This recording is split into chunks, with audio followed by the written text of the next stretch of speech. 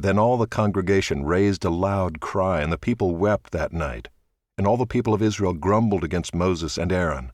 The whole congregation said to them, "Would that we had died in the land of Egypt, or would that we had died in this wilderness. Why is the Lord bringing us into this land to fall by the sword? Our wives and our little ones will become a prey. Would it not be better for us to go back to Egypt?"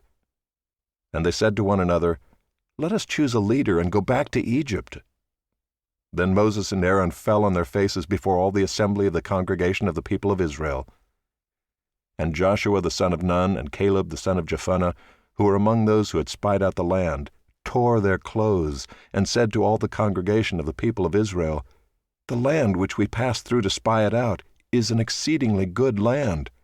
If the Lord delights in us, He will bring us into this land and give it to us, a land that flows with milk and honey.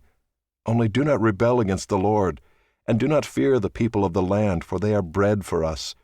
Their protection is removed from them, and the Lord is with us. Do not fear them." Then all the congregation said to stone them with stones. But the glory of the Lord appeared at the tent of meeting to all the people of Israel. And the Lord said to Moses, "How long will this people despise me? And how long will they not believe in me, in spite of all the signs that I have done among them? I will strike them with the pestilence and disinherit them, and I will make of you a nation greater and mightier than they."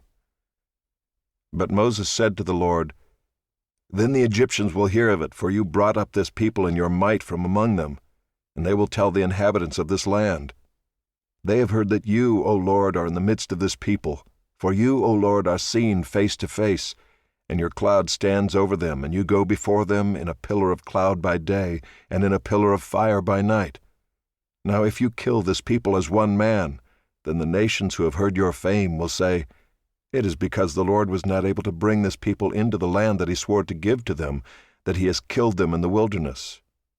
And now please let the power of the Lord be great as you have promised, saying, 'The Lord is slow to anger and abounding in steadfast love, forgiving iniquity and transgression. But He will by no means clear the guilty, visiting the iniquity of the fathers on the children to the third and the fourth generation. Please pardon the iniquity of this people, according to the greatness of your steadfast love, just as you have forgiven this people from Egypt until now.' Then the Lord said, 'I have pardoned according to your word. But truly as I live, and as all the earth shall be filled with the glory of the Lord, none of the men who have seen my glory and my signs that I did in Egypt and in the wilderness, and yet have put me to the test these 10 times, and have not obeyed my voice, shall see the land that I swore to give to their fathers. And none of those who despised me shall see it. But my servant Caleb, because he has a different spirit, and has followed me fully, I will bring into the land into which he went, and his descendants shall possess it. Now since the Amalekites and the Canaanites dwell in the valleys, turn tomorrow and set out for the wilderness by the way to the Red Sea." And the Lord spoke to Moses and to Aaron, saying, "How long shall this wicked congregation grumble against me? I have heard the grumblings of the people of Israel, which they grumble against me. Say to them, 'As I live, declares the Lord, what you have said in my hearing I will do to you.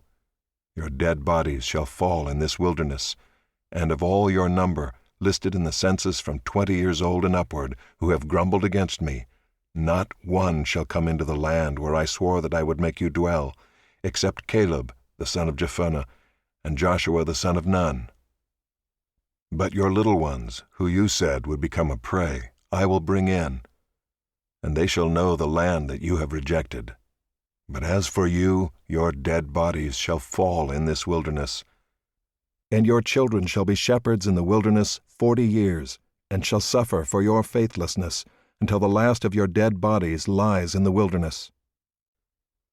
According to the number of the days in which you spied out the land, 40 days, a year for each day, you shall bear your iniquity 40 years, and you shall know my displeasure.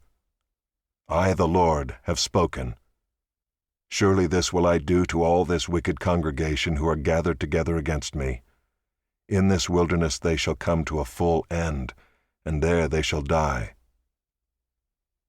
And the men whom Moses sent to spy out the land, who returned and made all the congregation grumble against him by bringing up a bad report about the land, the men who brought up a bad report of the land, died by plague before the Lord. Of those men who went to spy out the land, only Joshua the son of Nun and Caleb the son of Jephunneh remained alive. When Moses told these words to all the people of Israel, the people mourned greatly. And they rose early in the morning and went up to the heights of the hill country, saying, "Here we are. We will go up to the place that the Lord has promised, for we have sinned." But Moses said, "Why now are you transgressing the command of the Lord, when that will not succeed? Do not go up, for the Lord is not among you, lest you be struck down before your enemies. For there the Amalekites and the Canaanites are facing you, and you shall fall by the sword.